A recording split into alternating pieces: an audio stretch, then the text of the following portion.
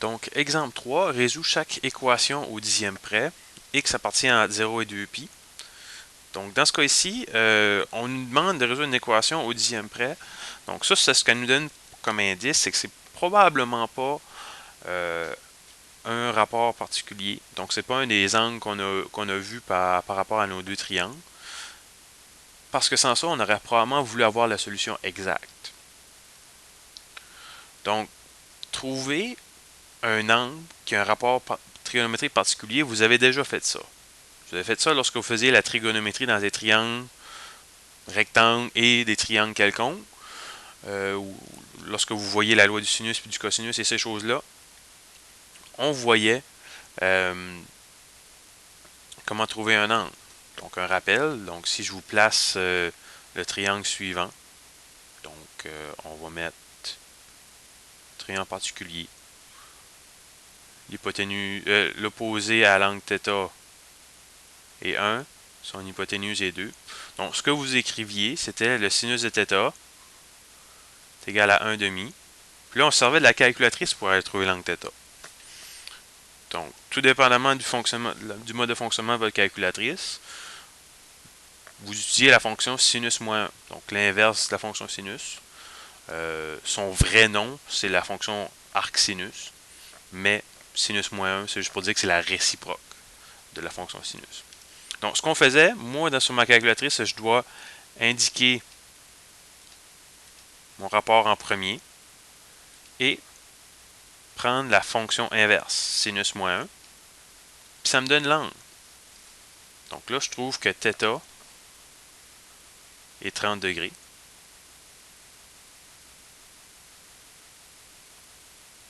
Puis, pour ce qu'on faisait à l'époque, c'était suffisant. On n'avait pas besoin d'avoir tous les angles coterminaux. On n'avait pas besoin d'avoir les angles entre 0 et 360, parce qu'on était dans un triangle, on n'avait jamais un angle qui était plus grand que 180 degrés de toute façon. Par contre, ici, dans notre cas maintenant, on travaille avec des fonctions. Donc, on a étendu nos connaissances plus loin que les triangles. Donc là, on doit aller chercher toutes les solutions possibles, même si on ne peut pas construire un triangle qui a un angle interne qui est de, par exemple, 327 degrés. Donc, comment on va faire ça? On va commencer essentiellement de la même façon. Puis, lorsqu'on va arriver à l'étape où on aurait besoin de nos triangles, on va sortir la calculatrice au lieu, puis on va travailler avec la calculatrice. Donc, ceci dit, on va aller le faire. On a encore une équation quadratique avec des cosinus. Donc, ce que je vais faire pour me simplifier le travail, je vais poser y égale à cos x. Ce que ça va me donner, c'est 3y au carré plus 5 est égal à 16y. Donc, 3y au carré moins 16y plus 5 est égal à 0. On factorise. Donc, deux nombres qui ont un produit de 15 et une somme de moins 16. Ces deux nombres-là sont moins 1 et moins 15. Donc, 3y au carré moins y moins 15y plus 5 est égal à 0. Donc, de cette façon-là, on a ceci. Ici, je peux sortir un moins 5 en commun. Il nous reste 3y moins 1.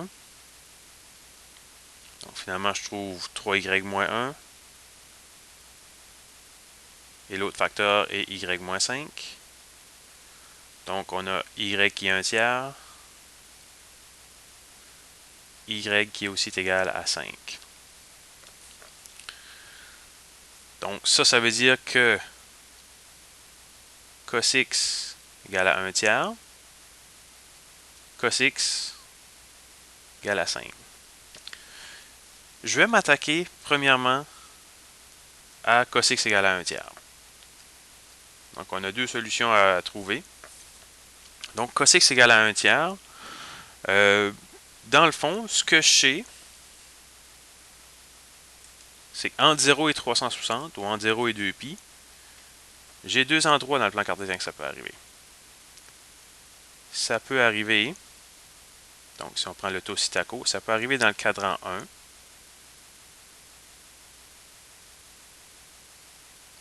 Ça peut aussi arriver dans le cadran 4. Donc, Cosinus est positif dans cadran 1 et cadran 4. Ce que je vais faire, pour calculer x, je vais dire que c'est égal à l'arc cosinus de 1 tiers. Donc, je sors ma calculatrice. Le seul problème avec la calculatrice, c'est qu'elle me donne une seule solution. Je devrais aller déterminer quelle est l'autre à l'aide des triangles. Donc, 1 tiers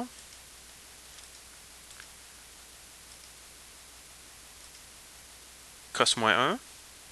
Donc, l'angle est environ 70,5 degrés. Donc, ce que je trouve, l'angle est 70,5. Donc, ça veut dire qu'ici, j'ai 70,5. Mais j'ai la même chose ici. Donc, ça, c'est mon premier angle. Celui qui est dans le cadran 1. Celui qui est dans le cadran 4. On va ressortir la calculatrice. Ça va être 360 degrés moins 70,5 qui fait 289,5 degrés.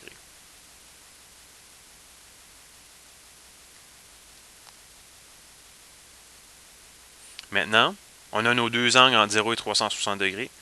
Donc, tout ce qu'il nous reste à faire, c'est les convertir en radians. Donc, ce qu'on peut faire pour convertir en radians, on multiplie par pi sur 180. Donc, pi radian sur 180 degrés. C'est 1. C'est un 1 magique, on peut appeler ça. Parce que c'est une équivalence. Parce que pi radian, c'est 180 degrés. Puis on a 180 sur 180. Donc, on multiplie par 1 pour faire la conversion. Donc, 70,5 fois pi divisé par 180. On obtient 1,23. On veut arrondir au dixième près. Donc, on a 1,2 radians. Puis, si on effectue le même travail avec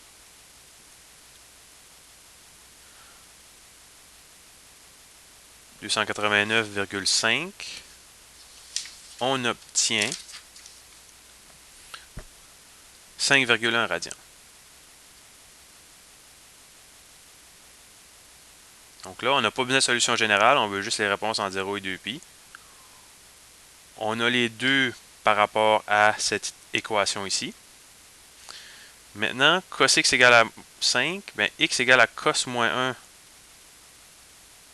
de 5. On va aller prendre la calculatrice pour faire ça. Et là, on aura quelque chose de particulier, donc on devra analyser ça. Donc, 5 cos moins 1, ça me donne une entrée non valide. Pourquoi on a une entrée non valide? Ben, si on y pense, il y a deux façons de l'aborder. La première façon, si on regarde au triangle, ça nous prendrait, le cosinus, c'est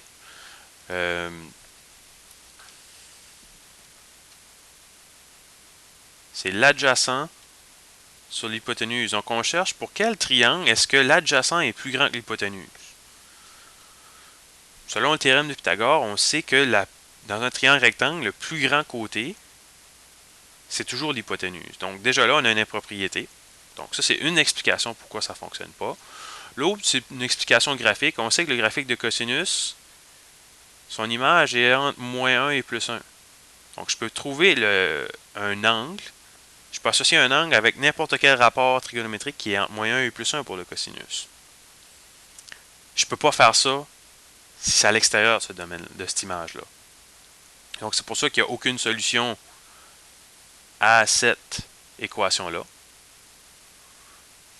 Donc, finalement, la réponse finale va simplement être 1,2, 5,1.